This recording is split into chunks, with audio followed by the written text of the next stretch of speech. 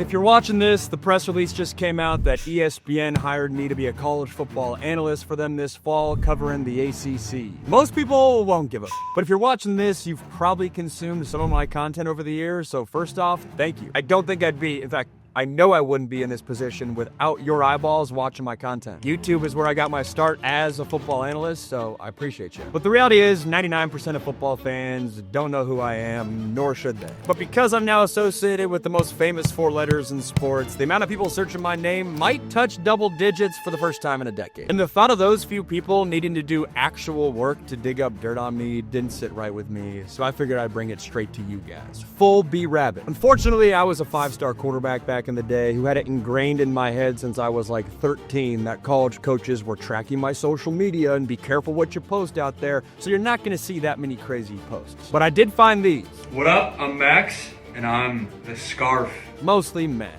And I also wasn't secretly adopted by Stephen A, so there's not any nepotism that you can hate me for. Despite all that, I did put together 5 legitimate reasons that contributed to me getting hired by the worldwide leader, and these 5 reasons, for some people, are ones they don't like to hear. 5 things to hate about Max, if you will. If I come across like I'm trying to embrace a villain role, I did a bad job of making this video. I have no illusions that I'm the bad boy of sports broadcasting. I also know that these reasons aren't making people legitimately mad at me or ESPN. I'm making this because I'm about to be spending 3+ hours every Saturday with just about anyone who has a TV package. And I feel like you should know how I got here, so let's get into it. First reason folks might be mad I was hired by ESPN. I was a bust. Wait, check that. I am a bust. You'd probably rather have someone on your screen that you know, not just a Joe Burrow lookalike. And I get that. If I was scrolling through games on a Saturday and saw a new face calling games, I'd wonder what made him qualified too. So for those of you that don't know me, I was the #1 pro-style quarterback in the country in the class of 2013. I went to USC, started a few games, didn't work out. Transferred to Pitt, started, got benched, started again, played the best game of my college career, and then tore up my right shoulder the next week. That's how I ended up the poster boy for articles like this. Let me grab it.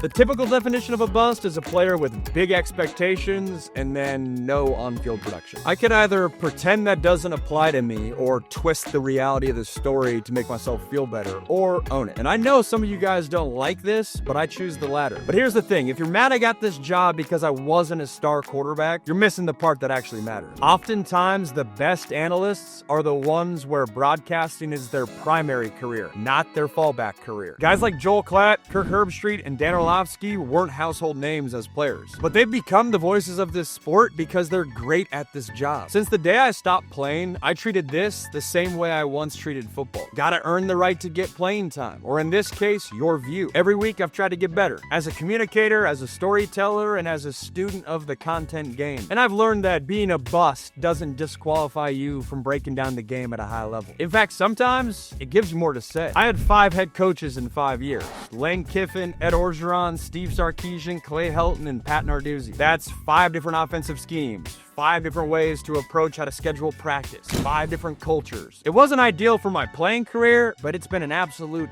asset for how I call games on Saturdays. So yeah, I was a bust. That's valid. It's a reason to maybe get mad early on and be like, who's this guy? But if I got over it, I'm hoping you can too. The second reason folks should be mad I got hired by ESPN, I was cringe. Or maybe I didn't think I was cringe, but you may have thought I was cringe, and people don't like cringe. I used to break down Pac-12 games in my kitchen with wired headphones. I've posted over 500 TikToks the last 2 years. I've sent a bunch of unresponded DMs to potential guests for this channel. When you embrace social media like I have and try to push the envelope with it to try to be cutting edge, I'm sure there's steps along the way where some of you saw a post of mine and were like, dang, that's kind of cringy. And it's because I'm the first generation of broadcasters that use social media as a tool to further their career. To make content people like, you gotta take shots. You gotta miss. And missing can sometimes be cringy. But the only reason I'm sitting here right now is because I leaned into it. Initially, I didn't have a network backing me. I had a phone, a football brain, an entrepreneurial spirit, and enough blind optimism to post videos from my kitchen with bad lighting and worse audio. And over time, those early YouTube videos turned into my first broadcasting reel. Eventually, somebody saw it and said, yeah, let's bring that guy in. That's how I got onto TV in the first place, and it would have never been possible without social media. But here's what people do wrong. They always look back to see how they should leverage social media. By the time time you copy that playbook, it's already outdated. Dan Orlovsky's X's and O's breakdowns worked because he was the first one to do it. If he tried that exact same strategy today, it wouldn't stand out as much. You have to create looking forward. Create according to where things are going, not where they've been. That's why I kept posting. That's why I keep posting. And yes, that's why some of it might be cringe. But if you're not a little uneasy about the creative stuff you're putting out there, you probably aren't taking enough swings. The third reason folks might be mad I got hired by ESPN, I had a plan B. This is huge in the sports culture. The idea that having a plan B means that you're not all in on plan A. I think that's absolute nonsense. I think that sounds good, especially coming from a big time actor who's made it, but the reality is it's a recipe for the majority of people to not make the most of their life. For me, plan A was to become a professional quarterback, and by having a plan B, it allowed for a more graceful transition to the next phase of life. And I already know what you're thinking. Some people are going to hear that and say, Max, well, maybe that mindset's why you never made it to play on Sundays. And that's fine. I get it. People can think that. But if I hadn't planned for the reality that plan A, hey, it might not work out, I would not be sitting here right now calling games for ESPN. And for what it's worth, I can look anyone in the eye and say, hey, I gave everything I had to football. And I think my former coaches and teammates would back me on that. I just wasn't naive or delusional enough to think that it would just last forever. Fast forward to my post-playing career, and I had a new plan B. Plan A was to pursue a broadcasting career, but I did have two jobs. There was a stretch in my mid to late 20s where I was a commercial real estate broker by day and calling games by night. It wasn't glamorous, it wasn't sustainable, but it bought me time and gave me clarity. And honestly, if I didn't have that second job, I wouldn't have made it. If I didn't have a plan B for each season of my life, I wouldn't have made it here. None of it was ideal in the moment, but long term, in the totality of your life, it's the best decision I could have made. You can be all in on plan A and have the awareness that a plan B could exist. It's just like a video game or a roadmap. If a detour comes up, it's your responsibility to know how to pivot and how to adjust. Having the awareness of how you would pivot if a roadblock comes up in plan A is just a smart way to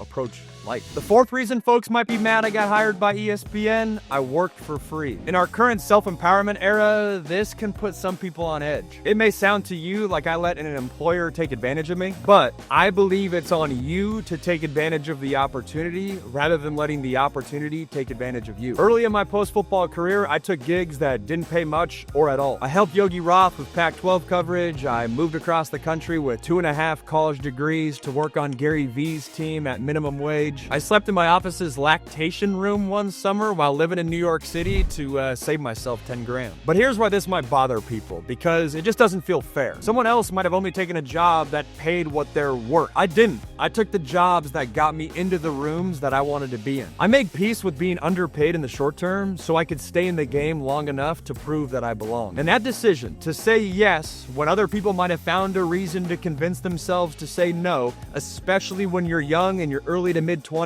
is a big reason why I'm calling games for ESPN now. The fifth reason folks might be mad I got hired by ESPN, I took advantage of a window of opportunity. See, people don't like, and I get it, but how cutthroat it sounds when you say there's windows of opportunity in life, and if you miss them, life might pass you by. Like, it's not a fun thought to accept, because if you're listening to this and you know deep down you missed a window of opportunity with whatever it might be, then it's just pouring salt onto the wound. But in my case, it's true, and to not include this point in this video just wouldn't be right. It's the reality of my story. Back in 2018, I was fresh out of football. I didn't have a noteworthy career, but I still had the juice of being a former USC and Pitt quarterback. That meant something in that time window. People were more willing to put me on their podcast, invite me to their radio show, or take a chance on a young guy trying to make his way. If I had waited just 2 or 3 football seasons to get into broadcasting, well then I'm just another guy trying to break in. And without an NFL resume, or really much of a college resume, I'm just another random dude. You're no longer the young former player that's trying to mix things up over there on social media. You're just a guy. And the reality is the optics of that change. That 2018 football season, I was training in the mornings to try to give pro football one last run. And then in the afternoons, I had a 3-4 hour time block. I was in my kitchen, breaking down film, making YouTube videos, and that was my intro into the broadcasting world. Whatever you want to do with your life, as a former athlete, the 18-month window after you decide to hang up the cleats is crucial. I've seen it a bunch. If you don't take an intentional career step in that 18-month window, you're gonna revert back to what's safe, what's easy, what's comfortable, what's right in front of you, and you may regret that down the line. If I hadn't used that time in 2018, there's a world where I never got started. Sure, you can always technically start something later, but when the pressure of life ramps up, which it quickly does from 23 to 25 to 27, when you got bills, a full-time job, and a family, you're a lot less likely to take a big swing on something that doesn't pay right away. And that's what makes people uncomfortable about this topic. It means timing plays a role in success, not just talent, not just hard work, timing. And the harsh reality is, if you miss it, you might not get another shot. So yeah, I caught a window and it sparked momentum for me. I made the most of a short stretch where I was still just a little bit relevant, so people kind of cared what I had to say. Not everyone gets that chance. So those are 5 reasons that you might be mad I got hired by ESPN. And by this point in the video, you get the energy of what I'm trying to put down. It's not like you're actually mad that ESPN hired me, but the reasons that contributed to me getting the opportunity might not sit right with you. I was a bust, I was cringe, I worked for free, I had a plan B, I took advantage of a limited time window. Honestly, fair. If you're someone watching this who wants this job or was hoping, hey, maybe somebody else that you like was gonna get this job, I get it. But I'm hopeful that this video at least gave you some insight into how I'm wired, and if you find yourself this Saturday sitting on the couch and you see this dude that looks like, hey, if Peyton Manning and Joe Burrow had a kid, you'll at least give me a quarter of football to win you over. And if you're watching on Saturdays and the person next to you on the couch says, who the hell is this guy? Well, now you know.